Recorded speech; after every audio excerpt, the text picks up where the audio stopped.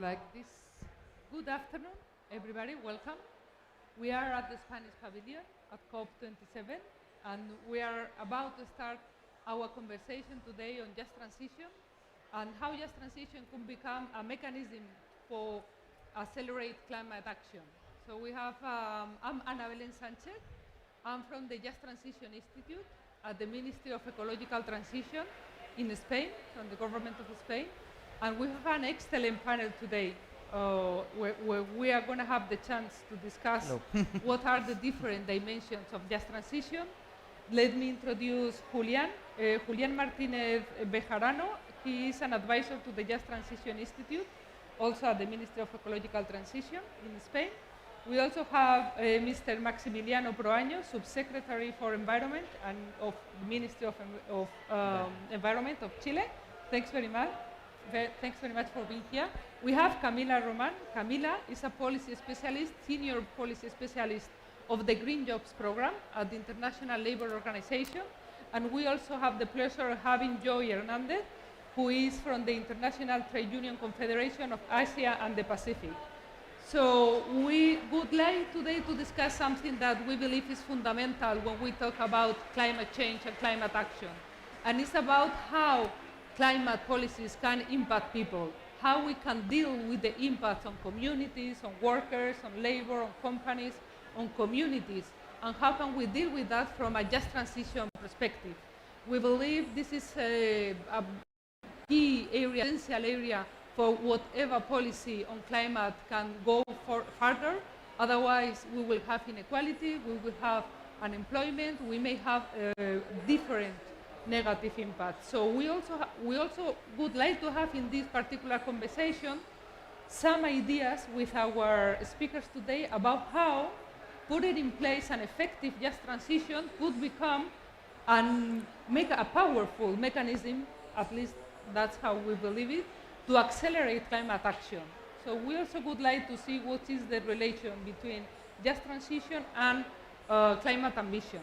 So we can already start with our first question. Julián, is going to be you. What's your general view and what's your particular experience of Spain in this case on just transition? If you can tell us a little bit more. That's going to be the same question for all our speakers. This is going to be a little bit longer question, and we will have the chat to discuss afterward a little bit shorter, briefer response, and then take some questions from the public. So please, Julián. Sure, thank you very much, Ana Belén. Well, for Spain, regarding this question of the interaction between just transition and climate ambition, well, we think that you cannot achieve climate ambition without just transition. And let me be super clear about this. Spain has an objective of achieving climate neutrality by 2050. And to achieve that, in our case at least, phasing out coal power plants is super important. It's a major source of emissions in the country. But in order to phase out coal, you need a just transition for the territories affected. Otherwise, you cannot phase out coal. For us, it's inconceivable to phase out a form of energy without taking into account the impact over people and territories, right? So if we want climate ambition, we need a just transition. They are not separate entities. And since this is the very basis of our interaction with climate ambition, we are indeed deploying, we think, quite ambitious just transition policies. And let me start first by telling you the governance framework of the just transition in Spain. The first thing we did was to draft and publish a just transition strategy. And this is quite powerful because we think that not many countries have a national strategy analyzing the impacts of the ecological transition on territories and people. And in Spain we have this. And we analyze the impacts of the energy transition, the ecological transition in different sectors, and the strategy itself says, okay, there are many impacts, but we consider the impacts over coal regions the most urgent ones, because in Spain, coal phase out is already a reality. So the strategy sets out an urgent plan of action for coal regions and also for regions with nuclear power plants without previous reclamation plans. But well, for sure, our main focus of actions is on coal regions. And so, okay, so we have this strategy that sets out the framework, and then how do we materialize the strategy? I mean, words and sentences written over paper are amazing, but without appropriate action, they are just that, words, right? So the first materialization is that we sign tripartite agreements with trade unions and companies and the government for coal mining on the one hand and coal power plants on the other hand. And in both these agreements, you have the three parties involved in the process, trade unions, company, government, agreeing on and committing on measures to mitigate the impacts of this transition in the territories. And with this framework set, then we are deploying from the side of the government. So we have this agreement. The government has its commitments. So what is the government doing in our case? Well, we are doing a bunch of things. We are doing a whole spectrum of policies to try to mitigate the impacts in territories. To begin with, we are deploying direct social support for workers affected. So if you're a coal miner, with a mine closing, you will have pre-retirements or redundancies financed by the government. You will have job banks for affected workers. We are also promoting and giving economic support for SMEs in coal regions to diversify economically coal regions and create employment through alternative economic activities. We are financing the environmental restoration of coal mines, hiring ex-miners and transforming coal jobs into green jobs. Something also pretty amazing, I would say, that we are doing is that we are Just Transition and the needs of Just Transition areas is not something that we are doing at the Just Transition Institute, but only the Just Transition Institute, but it's something that is transversal across the ministry. So all support instruments for hydrogen, green hydrogen, energy storage, all these policies to support the energy transition in the country are prioritizing Just Transition territories. So in support programs for green hydrogen, you will find that coal regions have extra points, and projects presented for these competitive tenders are more likely to win the tender if they are located in Just Transition areas. So my main point here I would like to say is that in Spain we have a Just Transition strategy, we have sectorial agreements with all parties involved, and we are deploying a large spectrum of different policies to try to mitigate the impacts in affected regions. And we think that without this, you cannot have climate ambition. Thank you very much. I think that's an excellent overview of the different lines of work that we have in Spain. Let me now move to Chile. The situation in Chile is a little bit different. Coal is also an important sector, but you have other challenges and other opportunities. Could you tell us a little bit more how you are addressing, your government is addressing Just Transition? Yeah, I can see some similarities. First of all, thank you very much for the invitation. I'm very pleased to be here on this important panel. An important topic today for us, for our government. It's a transversal topic on our government program, the Just Socio-Ecological Transition. We talk about socio-ecological because normally the term just should include the social and ecological impacts of the transition, but normally now it's more understood only or at least mainly in the labor impacts of the transition. But we understand that it's a more complex process also related with the ecological restoration, with the social impacts of the um, uh, high polluted, high contaminating activities that are today in the territory. So how this process is carried out in a first in a just social way for this, for example, the decarbonization process that is in Chile is immersed now. Okay, this year 3 coal power plants were retired of the energy matrix, uh, but the social impacts of this process is still pending, because we are planning a real just sociological transitions for the future, but we are not in time to respond of the process that is happening now also. So this is a big challenge. So, but now we are creating a institutional and regulatory framework. This is the first issue that we understand that is key. Also, the intersectoral coordination between many other ministries, because normally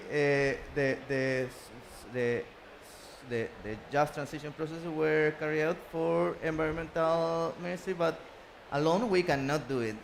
So now we have a interministerial committee with the finance ministry, with social development ministry, with for energy ministry, mining ministry, and so also it's a high level instance to take important, and the instance of the decision is taken there, but also creating local governance instances, spaces with all of the stakeholders, but for example, social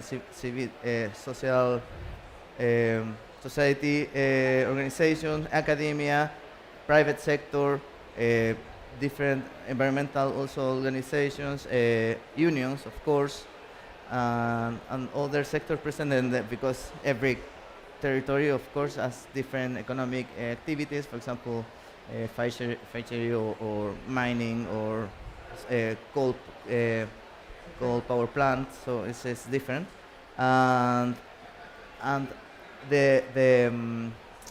so now we related with the first topic with the necessary proper institutional and regulatory framework. We have the climate change framework law, Okay.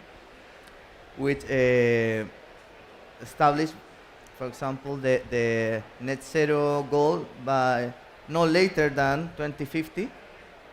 Also, we have a long-term climate change strategy, and with this, both regulatory and public policy institution create, for example, local, regional governance. For example, the regional, let's say, regional action is regional action strategies on climate change, and this is very important for the legitimacy of the processes, because are the regions taking the decision to how to carry out these processes. Chile has, I would say, central problem that is a very centralized country.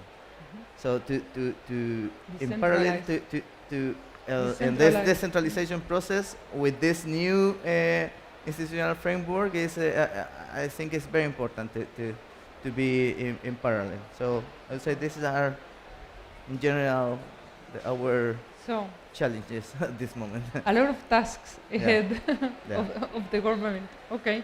So we can maybe later in the next round of questions go a little bit more into detail in some of the different, areas that you have mentioned. Camila, let me give you the floor now. You work for the International Labour Organization, the Green Jobs Program. You have different programs at the global level in all regions, Africa, Asia, Latin America, and Europe as well.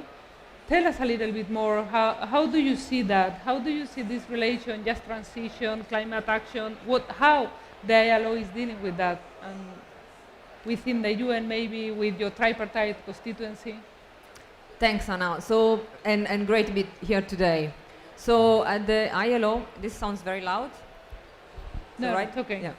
So at the ILO, we work indeed with a range of countries, and we do see that the sort of discourse and the narrative around climate action needs to be understood in the context of those countries and the people living in those countries. There are different priorities, there are different concerns. I think just transition is a critical condition to achieve ambitious climate actions because it puts people at the centers. Climate change is one of the concerns of people around the planet in different countries, but we also have to acknowledge that it's not true that throughout the country, among all citizens, they play the same, it plays the same at the same level of importance, and that there will be difference in different countries. But just transition really puts issues related to jobs, to equity, to energy prices at the heart of climate action. And that's what resonates with people. It's what allows to build broad-based support for climate action that is ambitious and is fast.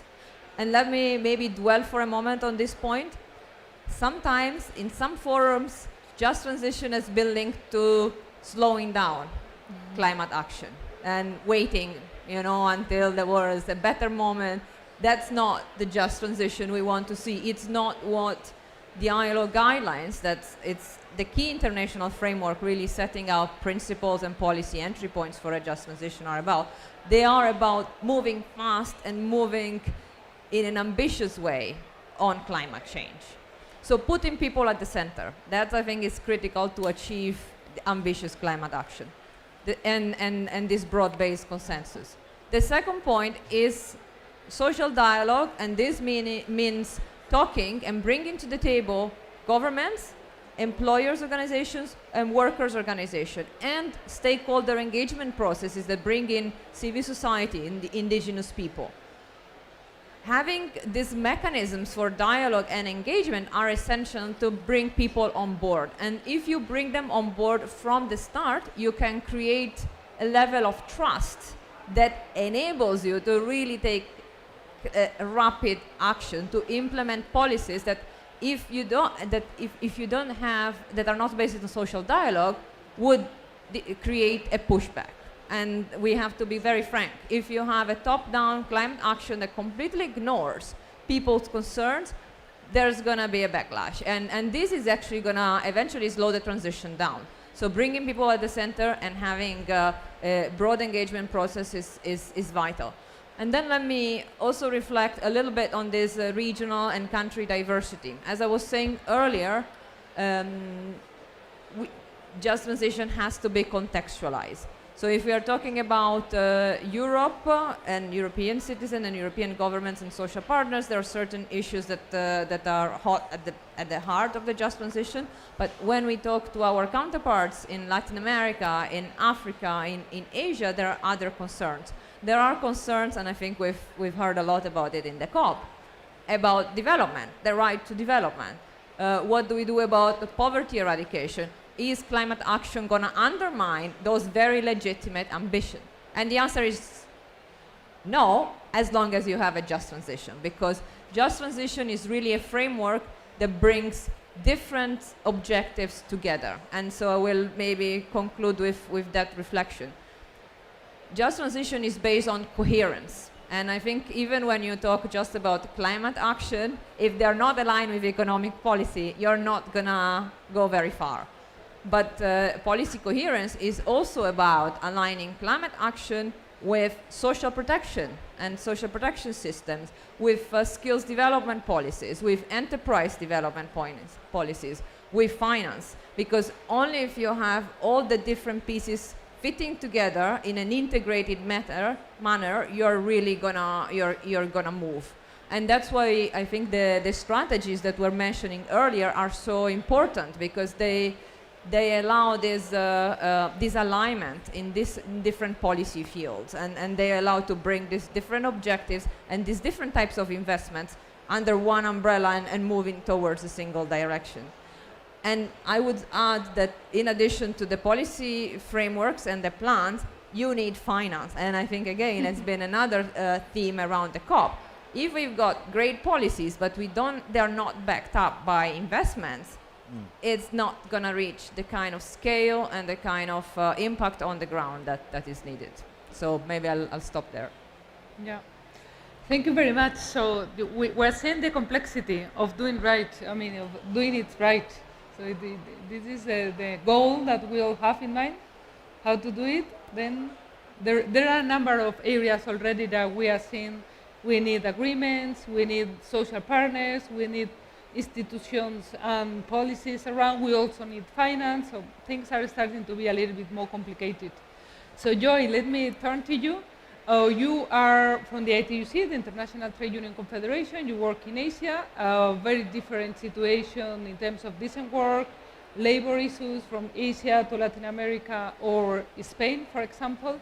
Tell us a little bit more how your organization is dealing with just transition, climate change. What's the experience of the countries where you work and you work with your organizations, please? Yes, thank you, Anna. Actually, after reflecting from what I've heard from the previous speakers, I realized how much challenge we have. I mean, we already know that, but now it becomes more apparent the challenge that we have in Asia and the Pacific in terms of pushing for a just transition. You know, Spain mentioned about the coal phase out and their commitment about coal phase out. Camila mentioned about the policy coherence that's needed for a just transition to happen, or for achieving our climate ambition. In Asia and the Pacific, it is a very different situation in a sense that although governments are talking about raising the climate ambition, on the other hand, there is an expansion of coal-fired power plants. There is a continued subsidies on fossil fuels. So a lot of things are not being aligned, and that's why it is important to have that policy coherence that Camila was talking about. And I think it is very important to really have just transition as a driver for climate ambition, because as Camila said, it's about putting people at the center of the transition to a low-carbon economy. And you know, when people are at the center, we are ensured that everything is inclusive, sustainable, and that their well-being and dignity are well protected. If climate actions are not grounded on just transition, it is most likely that those policies are not sustainable, because it will not have the political support, it will not have the legitimacy that is needed in order for these programs to be successful. You know, some climate actions may meet the greening objectives, but sometimes they also result in job losses without social protection. It results in deterioration of rights. It results in displacement of communities. Just transition, if there's no just transition, inequalities will deepen, and of course it will exacerbate the existing vulnerabilities of workers. So the value of just transition is ensuring that the social dimensions of moving away from coal and fossil fuels, of moving to an environmentally sustainable economies would be ensured. And these social dimensions, especially in my region, is often forgotten. Of course, now the concept of just transition has become more and more popular. However, you know, even in some areas, it's still not being fully embraced.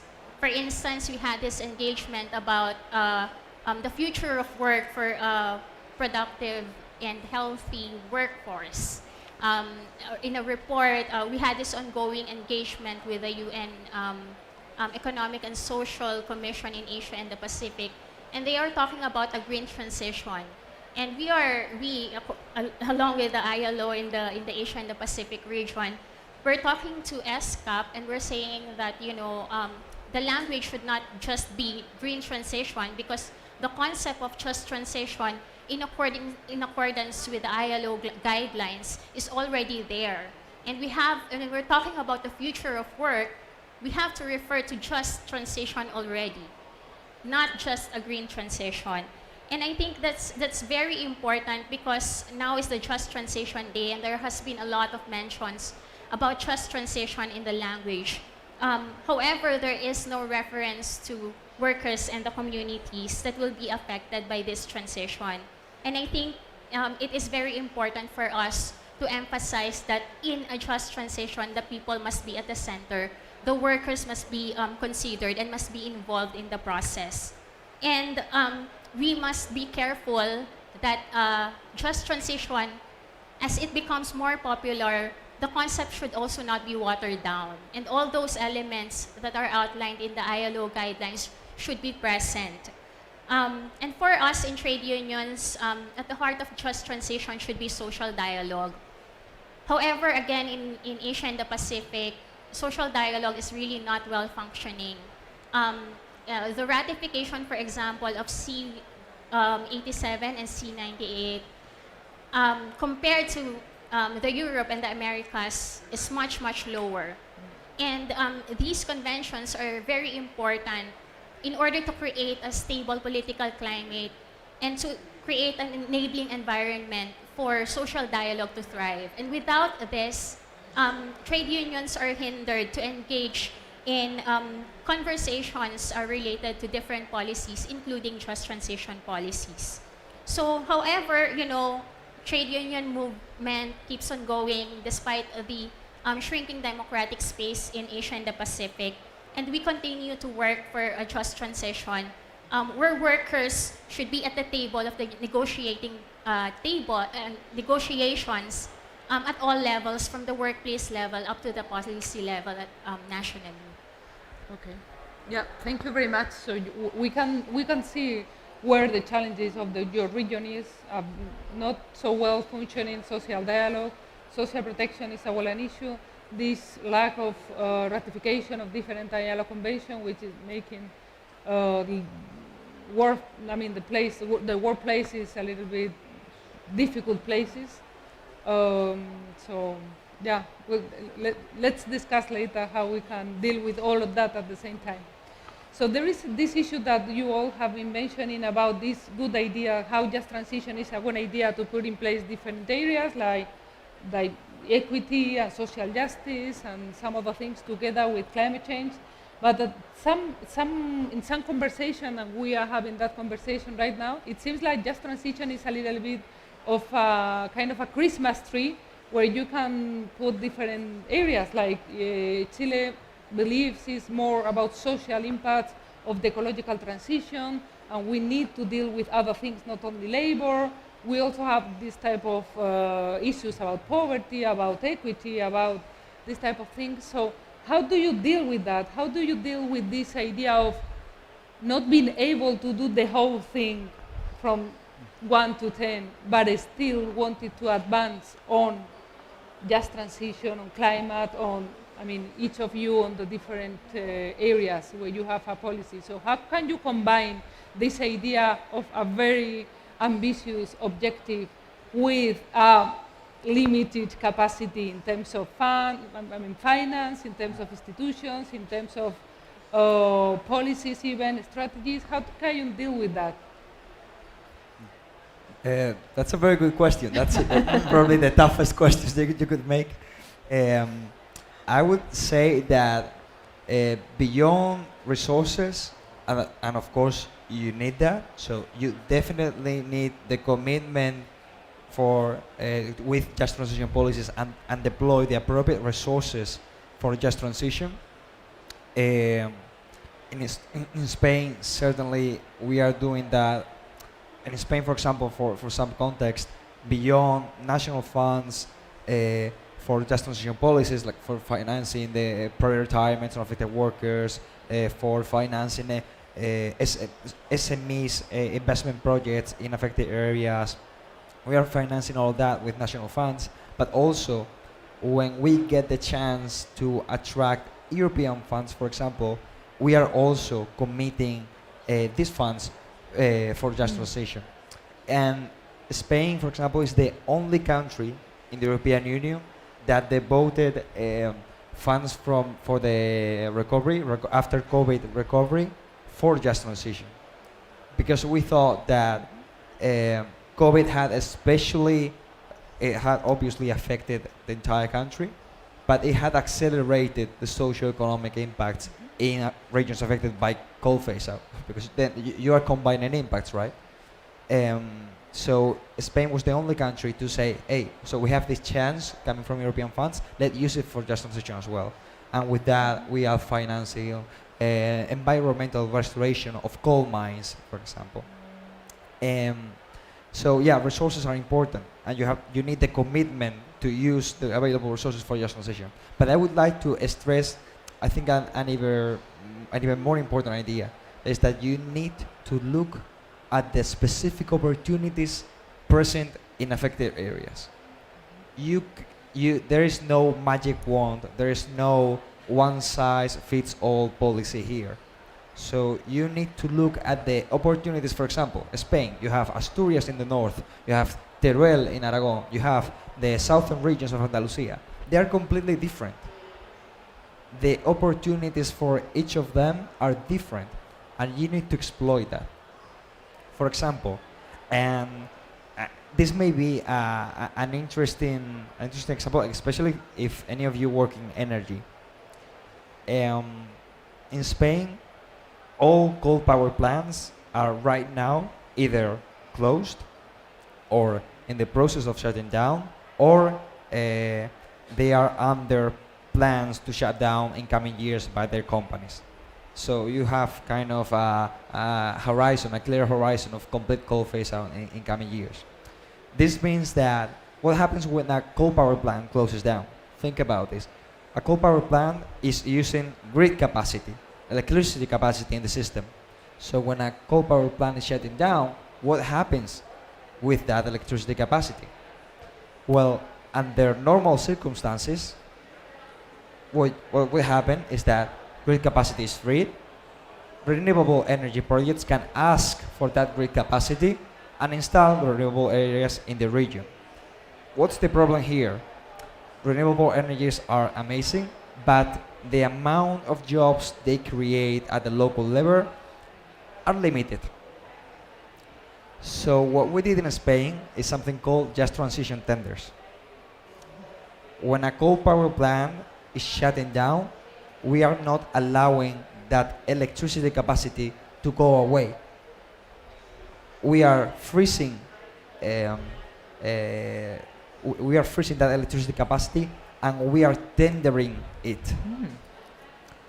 So it won't be any conventional renewable energy project achieving electricity capacity, but we are tendering this capacity for the projects that create the best socioeconomic and environmental impacts in areas affected. So you need to bring, along with your renewable energy projects, you need to bring industrial projects, socioeconomic initiatives, benefits, environmental benefits for your region.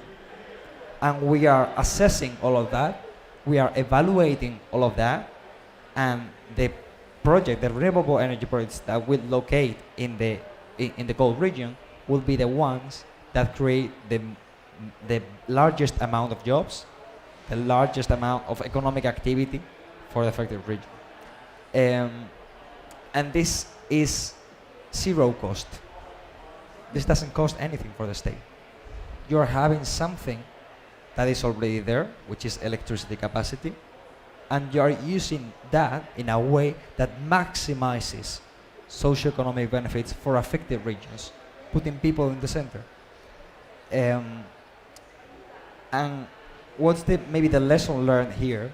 is that, yeah, for sure, you need resources, but also you have to be imaginative about it and think about the opportunities in affected regions. Uh, Briefly speaking as well, cold regions in Spain are also very industrialized because industries came where the energy sources were.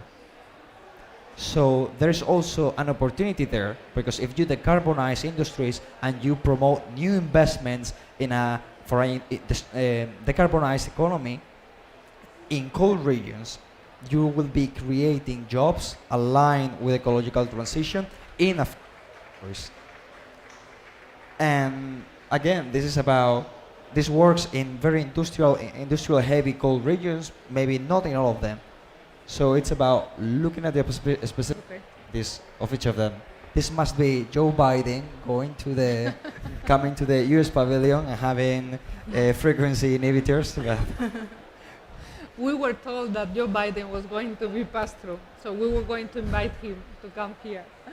So thank you very much, Julian, about that. So this idea of, okay, you have your objective, which is your certain objective, but you can do it a little bit more by combining forces with other allies. In this case is energy policy. So you can work together with them, with finance, and trying to see how you can maximize the use of finance. And then you can move even more.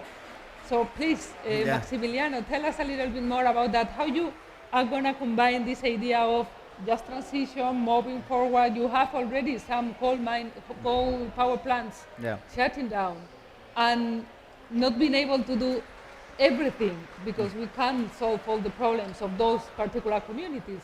How you can deal with the long-term, short-term opportunities, challenges? Yeah, I would say that that is one of the main advantages of just transition processes, that you can see the whole problem, the whole situation that you need to solve in one way. But the processes are progressive. So you choose. It's very important that you have a strategy, a roadmap, but you put them a focus where you sometimes it's in where you have advantages in pilots to motivate also and reproduce in other examples. In our case in Chile, we studied that. Okay, let's start with some where we have a opportunity to act fast and also show to other territories that it's possible. But countries of Chile, I would say Latin American countries, a similar context, that we have urgencies. In Chile, some territories are sadly known as sacrifice zones because concentrate Polluted industries. coal power plants, mining, harbors, petrochemical industry, and in a small territory. So the population of these territories, of course, is for that reason I mentioned this is a multidimensional problem, social, ecological, but also about human rights related with.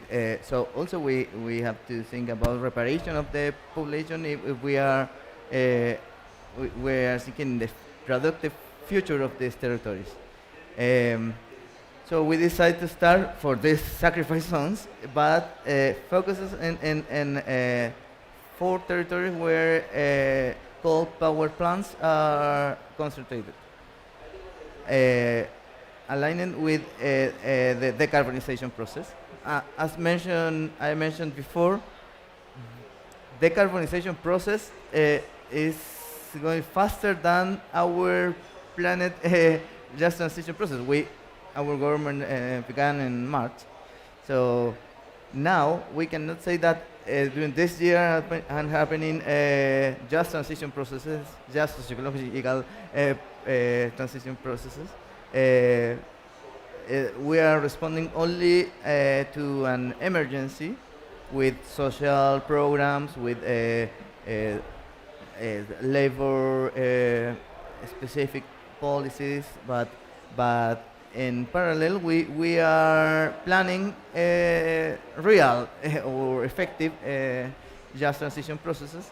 And our goal is to align this the decarbonization process with just transition strategy of the country. So this is the challenge. Thank you very much. Yeah, it's looking at those areas that have been a little bit outside the yeah, I don't know how to say, outside like the environmental policies, environmental options, and see what can we do with them, the sacrifice zones and all the problems that you have there. So it's very changing really the way the country has been working so far.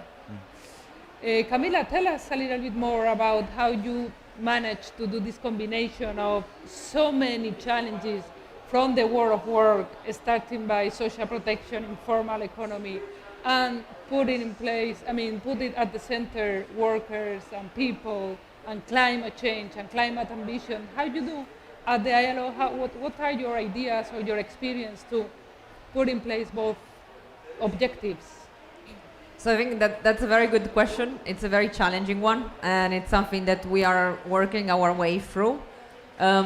I think it's important to recognize two things. One, there are certain elements of just transition that are non-negotiable, and I think we should be very clear on that, because we shouldn't be cherry picking respect for fundamental principle and rights at work, human rights, right? It's not that it's a nice to have. This is just the basics. At the same time, I think we also need to be recognizing fully that while the logic of a just transition is applicable anywhere, so it's about equity, it's about people, it's about jobs, it's about participation and social dialogue, the specific, what we could call just transition hotspots, will vary from country to country. And I think it's fair that based on that, countries prioritize. So we are driven by country priorities, but we are helping them to identify these just transition hotspots. So for example, you could take as a starting point the NDC. The NDCs clearly identify certain sectors that are high on the agenda for decarbonization because of their emission. Same thing for adaptation, certain sectors are more vulnerable than others. And then look at the impacts of those policies across different sectors, across different areas where are some of the biggest impacts in terms of jobs? Where are the biggest impacts in terms of risks to people, to communities? Where are there challenges in terms of the most vulnerable groups being left behind? And so based on these various elements, you prioritize.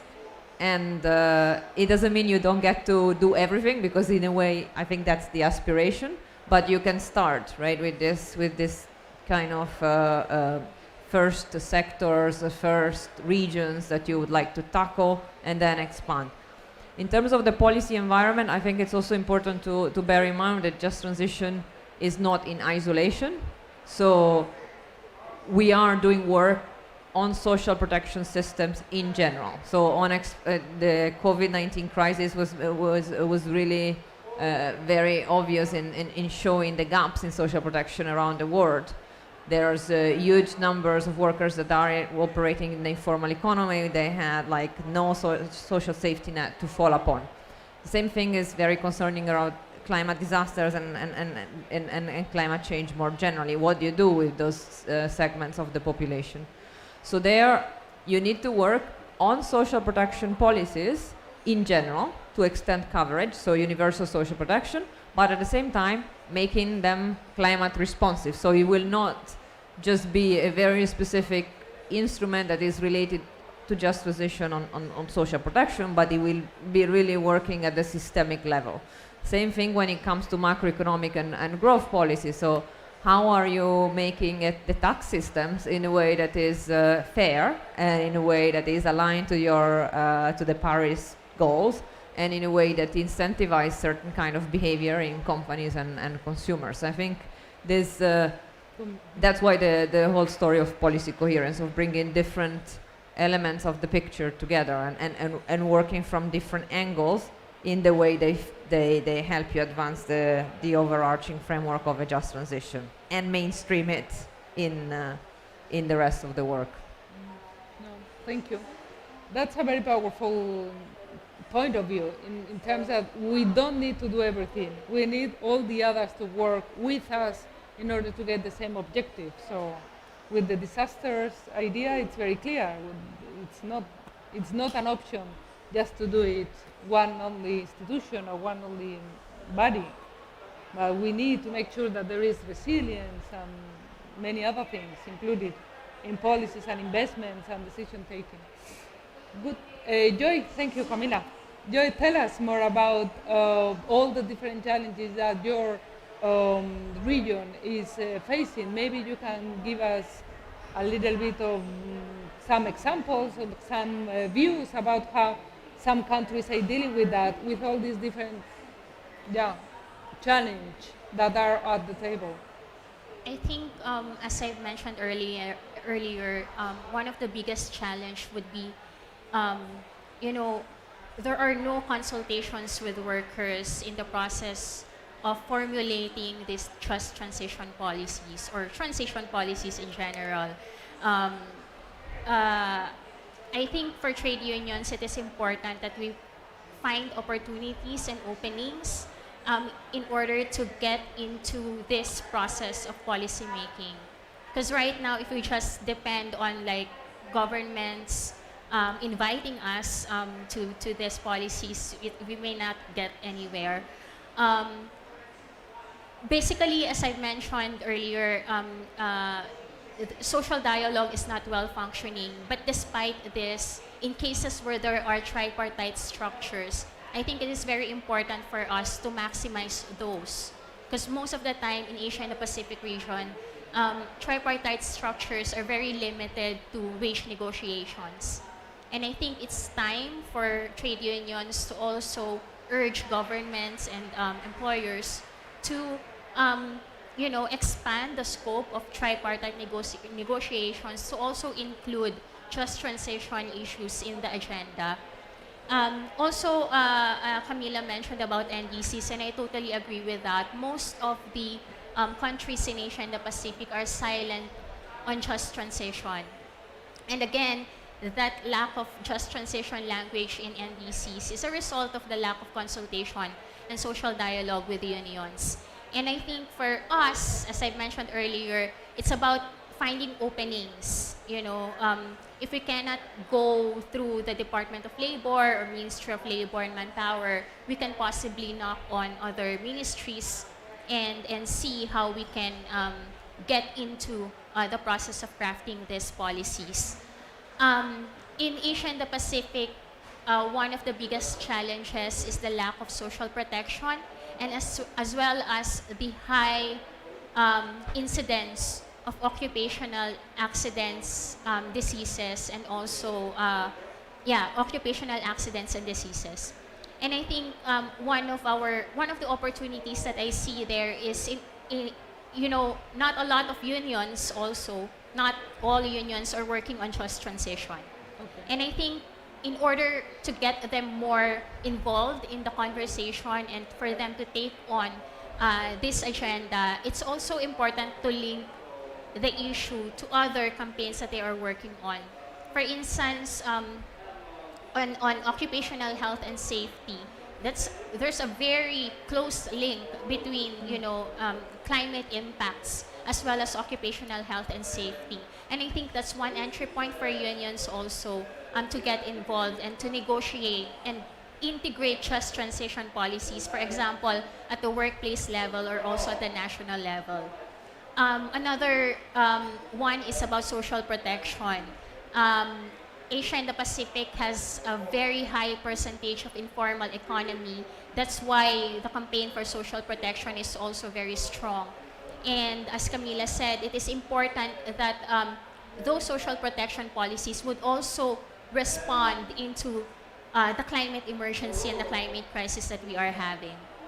Of course, we also are looking for ways on how to strengthen collective bargaining at the workplace level and also include just transition provisions at the collective bargaining agreements. I think it is one way to show employers as well that just transition could be mutually beneficial for workers as well as for the sustainability of the business. So those are some ways I think that trade unions can do in the region despite all the challenges that we face in terms of the political climate. Thank you very much. So let's, before going to the next question that I have prepared, I would like to give the floor to the audience to see if there is any comment, question you would like to address to our panel today. There is something, this is a good moment to do it. Otherwise, I will go on. There is one question here, although I don't know where is the micro. Let me see. Sir, the mic? Wait a minute, it's coming.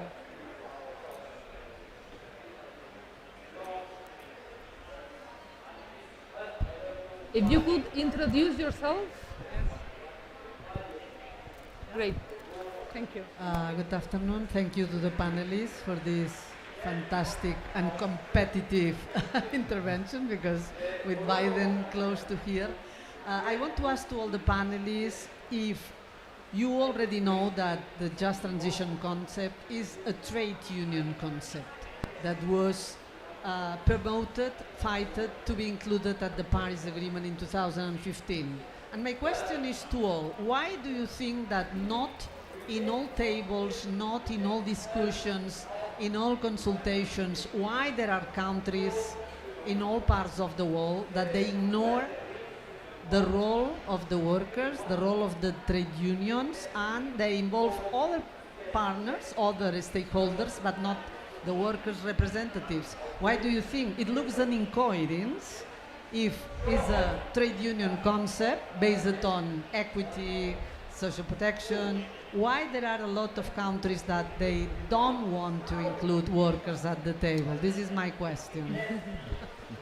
I know that it's difficult, huh? It is difficult, and I don't know if all of you are in a good position to respond to that, but please feel free to respond to Montserrat.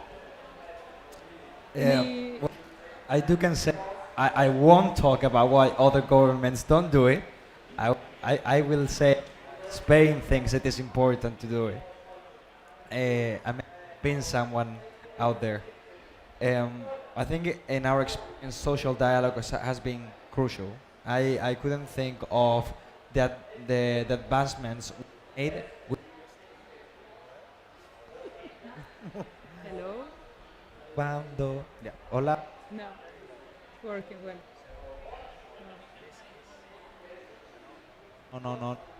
No. No? Again? Ahora sí. Sí, sí, sí. Okay. This is the Americans for sure. Va y viene un poquito. Now it's okay. Sí, Yes, no. sí, O sea, sí, sí. it comes and goes. It comes and goes. I don't know. No. Hola. No, igual.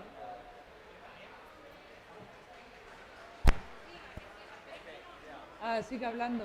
Hey, Keep talking. never mind.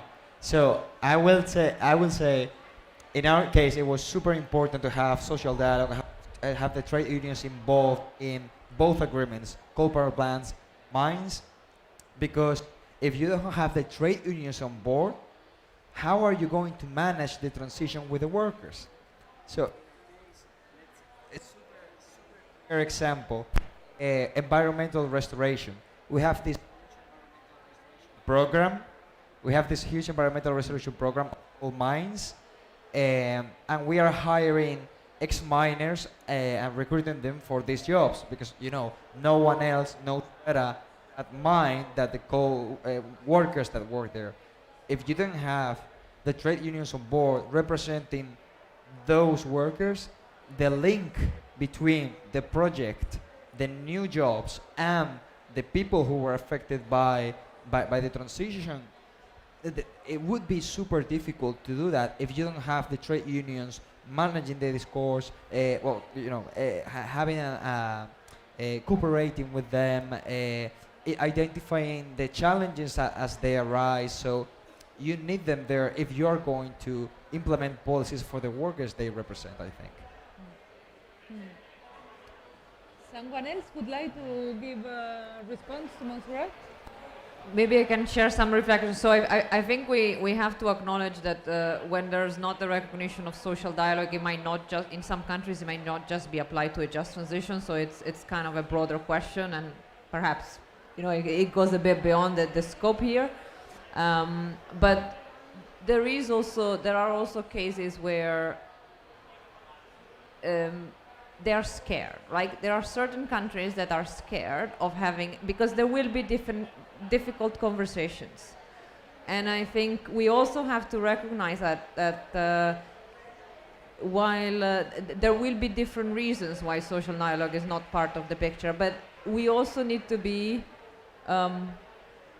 positive in what we are putting on the table. So I think it is important to have case studies, to have experiences that demonstrate that while it's hard, you can get to agreement that work for everybody, and that can be the basis of something much more solid than having kind of top-down policies.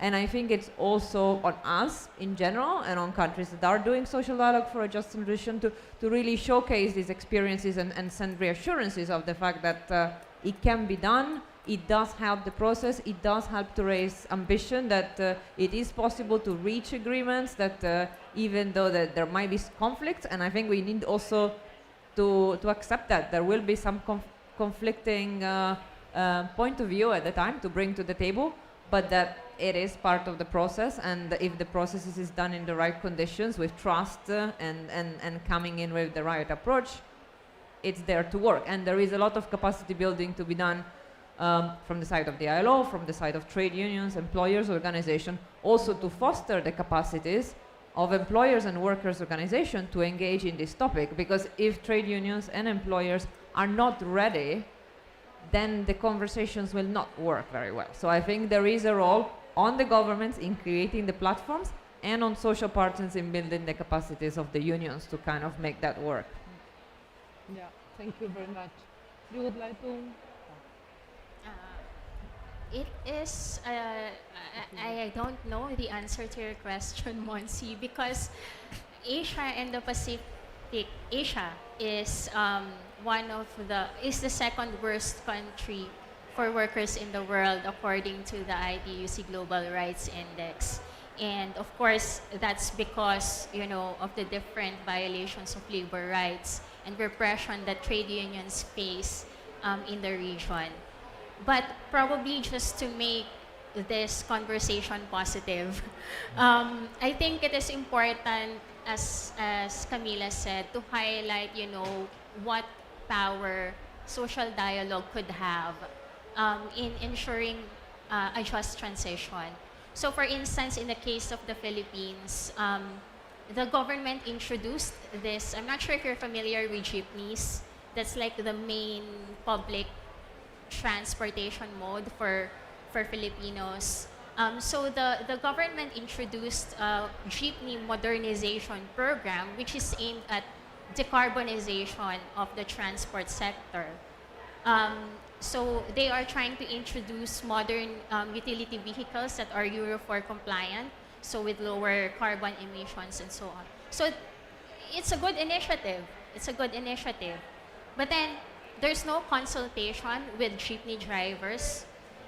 The cost of a modern utility vehicle that they are trying to introduce is 4 times the cost of a regular vehicle, of a regular jeepney. So, of course, the reaction of the jeepney drivers would be no to jeepney modernization. Like, there were protests against it. You know, despite it being a program to decarbonize the transport sector. And how would they not say no to that? It's because they will lose their jobs. They will lose their source of income and their source of livelihood. And so one of our affiliates, Centro in the Philippines, kind of proposed an alternative. You know, in the meantime, we say yes to modernization, but under the following conditions. Number one, provide financial assistance for the jeepney drivers in order for them to afford these new vehicles that they are introducing. Because when the jeepney modernization program was introduced, it was just imposed on the jeepney drivers. It's very unjust and one-sided. There's no voice and consultation among the jeepney drivers. Second condition is that there should be skilling and training that would allow jeepney drivers to master this new vehicle, because this is different from what they're used to. And the third is to also have support for unions to organize these jeepney drivers into strong unions or cooperatives. Cooperatives is another option because jeepney drivers are actually considered informal workers in the Philippines. And in some areas, Centro has been successful in this, and these actually led also into the organizing and formation of a transport workers union. So my point is that when you don't consult the workers, they will not accept the kind of policies that you are trying to impose on them, especially when it affects their own livelihood, if it affects how they will support their families and the people that depend on them. You know, at the end of the day, it's about how will they survive, especially within this sector that is not really well supported and that lacks social protection. So I think that's what we would like to highlight, that if you talk to us, we could offer solutions. We could offer potential alternatives on how to make this work, on how to make the program more acceptable to those who will be directly affected. Yeah, thank you very much. That was a very good example about the difference of getting unions or workers involved in the decision. Thank you. So there is another, I should move a little bit like that. Okay. So, not working well. There is another question that I wanted to do, and it's I wanted to make, and it's about gender equity. Something that we all know it's at the center of climate change, of climate policy. It should be at the center of just transition, but sometimes it's a little bit there, but not really very visible. We know at different estimations at the global level, national level, or sectoral level that it will be men the ones that are getting most benefits, for example, in terms of jobs, out of the ecological transition project. And women are still in a more difficult or more, second place situation. And I would like to know how you are dealing with that in your own organizations, in your own countries. How do you deal with gender equity, with this issue, women workers, and how to access to green jobs and this type of things? Julian? Well, for Spanish coal regions, this is a super complex issue because coal mining and coal power plants were an economic activity dominated by male, absolutely. So you had a situation where the main economic activity in the area was male dominated. We have some estimations, and in our job banks, we set to try to improve the employability of coal mines and coal power plants. The percentage of women in the job bank for coal miners is 1.5%. In the case of the job bank for coal power plant workers, only 8% were women. So, of course, this is a huge challenge because this is indicating that the jobs were occupied by men here. So how do you promote gender equality and women employment in coal regions shaped socioeconomically in this sense, right? Well, something that we are doing is that, as I was explaining before, we have support programs for SMEs in affected regions, right? And these are competitive tenders. So each project, each company has to ask for the subsidy, and it has to, and then it is evaluated applying some evaluation criteria. And we are evaluating their gender equality.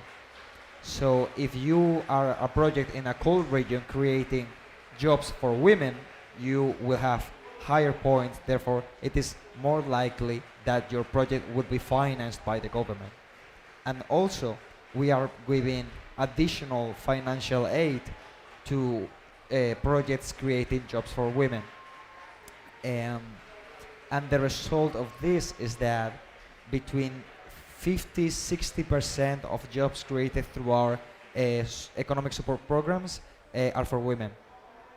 So you have that huge divergence of cold jobs where between 1.5-8%. I mean, if we were to trust the figures of our job banks, and now we are creating 50-60% jobs per project. However, imagine the complexity of the. I mean, this is not a perfect solution because most of these women jobs we are creating through our support programs are mostly in the economy of care services. So you still have there this gender role that you are not completely transforming in the region yet. But so, like lessons learned from Spain would be, you can do a lot to improve the employability of women in these regions and try to improve gender equality, but still the complexity of it is huge. Thank you. Thank you very much. Maximiliano. Yeah, for us it's also a big challenge, a key issue to for. First of all, the women and gender equity ministry also take part of the interministerial committee, Okay. and in the local governance commissions, we established gender quotas for to participate of the to the leaders or representatives of the different sectors, and also about for example, we have been talking with the companies, with the green energy companies, how to because as you mentioned, the same with the coal power plants and melting copper plants, and harbors workers also are over 90% men. Men. So how the new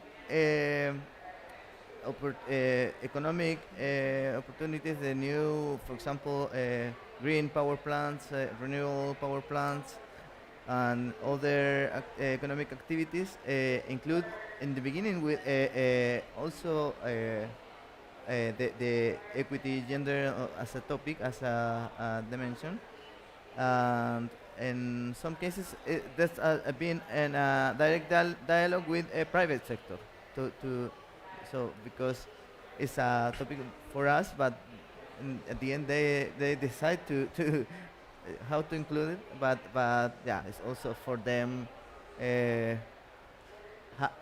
how to manage the balance that is an effective policy and not only a marketing policy that sometimes also because they highlight that we and we have some bad examples of that, but also some very remarkable. But we put a focus on gender equity and different levels, national level, also the local governance commissions, and also in a dialogue with private sector. Yeah, thank you. Thank you very much. This is not working very nicely.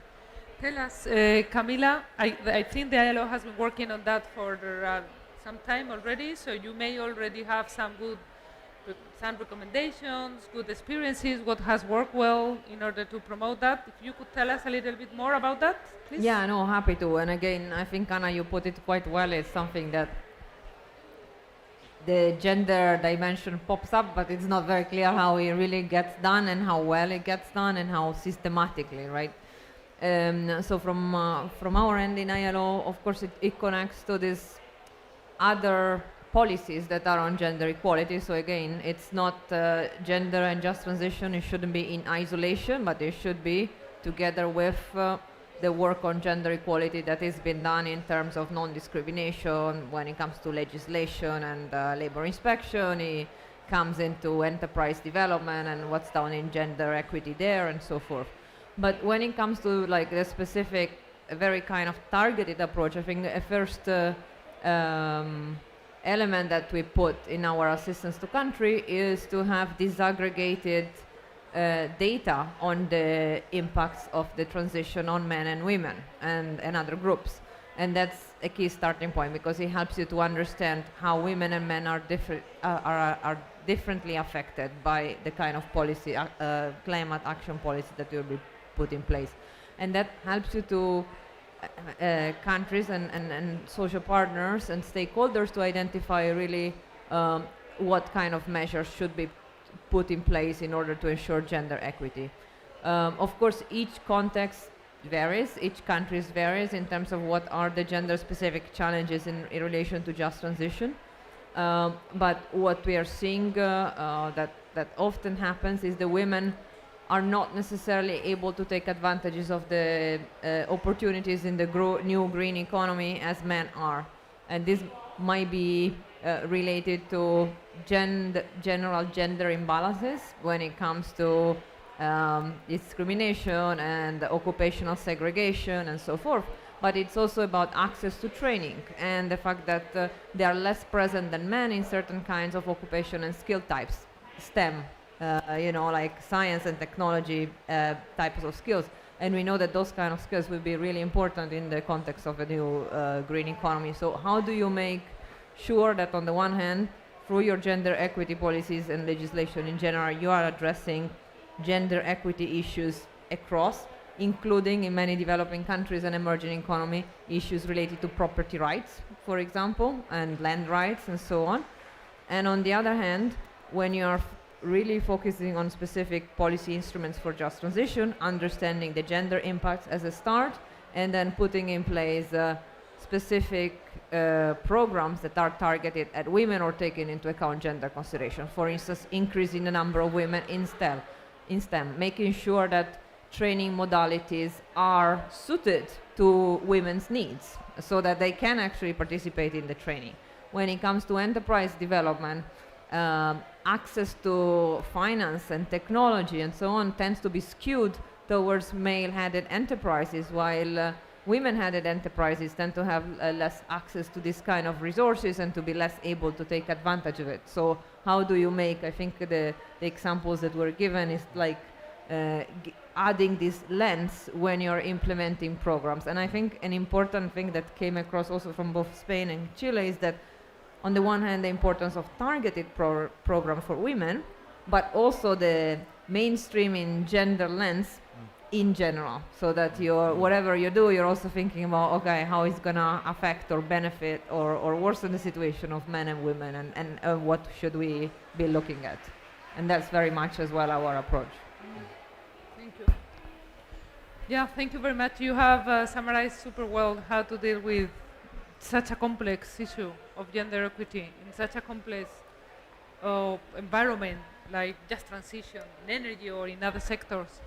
Joy, tell us, how is the Asia and the Pacific and the experience of the ITUC on that? Do you have good experience, good cases to share?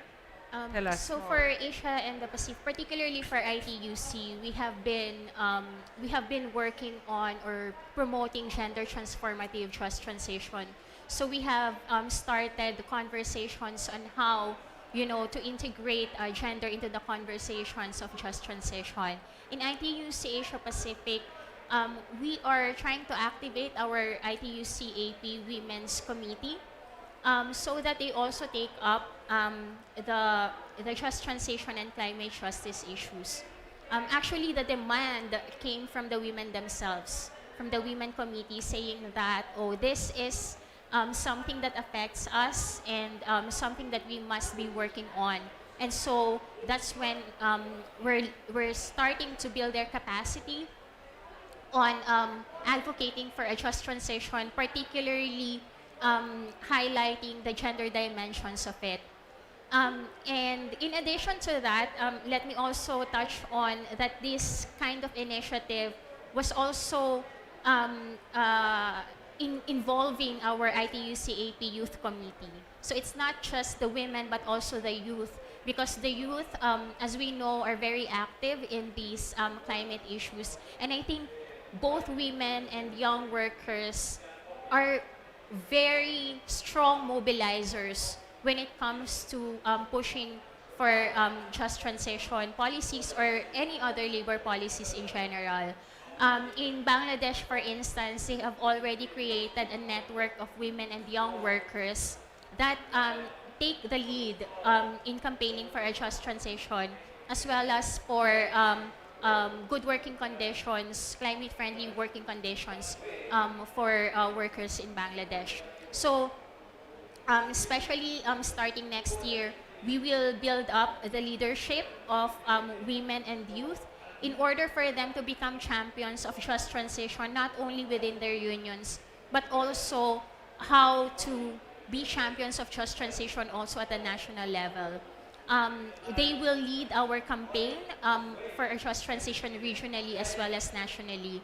And in this process, we are also trying to build allies, particularly with other women organizations, as well as with youth organizations who are working on climate justice. So this is a work in progress, but I would like to highlight that the demand came from the women and from the young workers themselves, as they wanted to take the lead in this mobilization for a just transition. Thank you very much. This is a very interesting project or initiative that you are having there. So we will take a look in the months to come. So we are almost at the end of our panel. I would like to give again the floor to the audience in case there is a remaining question.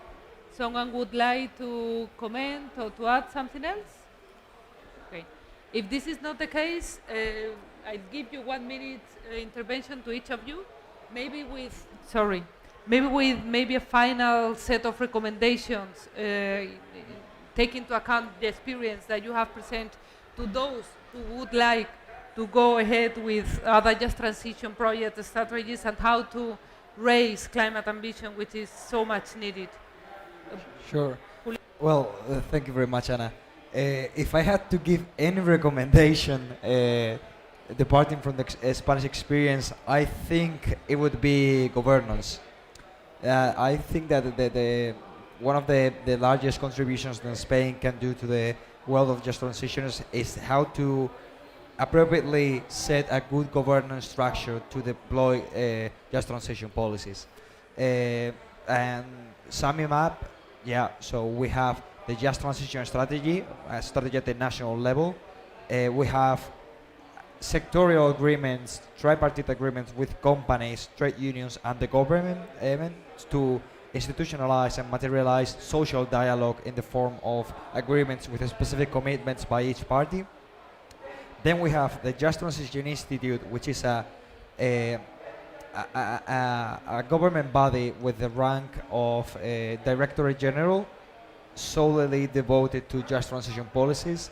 That's something that I can really empathize with my Chilean colleague, because we, even us, struggle with interministerial coordination. This is a huge issue, and I think that centralizing just transition policies in one department helps to manage and coordinate a lot. And then we also have the just transition agreements with our basically co-governance structures with regional authorities, local authorities. So in general, I would say, governance is basic to be able to deploy good policies. Thank you. Governance. So the governance structure it should be well Yeah. established for just transition to be well managed. Yeah. Maximiliano, please go ahead. Yeah, Latin America is the most unequal region in the world, and Chile is not the exception.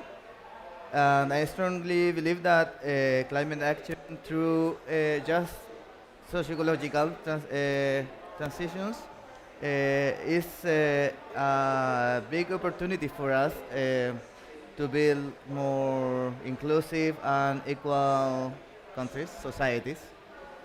So, but not every just transition also is a concept that has to be filled in a proper way, because if you don't build a proper institutional, regulatory and public policy framework, maybe it's just an initiative for one government that the next one doesn't agree, and it's totally gone, the process. So you need something like a policy from state, not only for a small or medium term policies. So the institutional framework is key. Also, yeah, the interinstitutional coordination is I would say it's very important, and the local governance commissions with all stakeholders included. Also, I would say it's a key element in the process to ensure also decent work, decent jobs, but also ecological restoration processes, and in our cases it's also very important. And parallel that you talk about reparation, how to repair the health consequences of high pollution activities on these territories.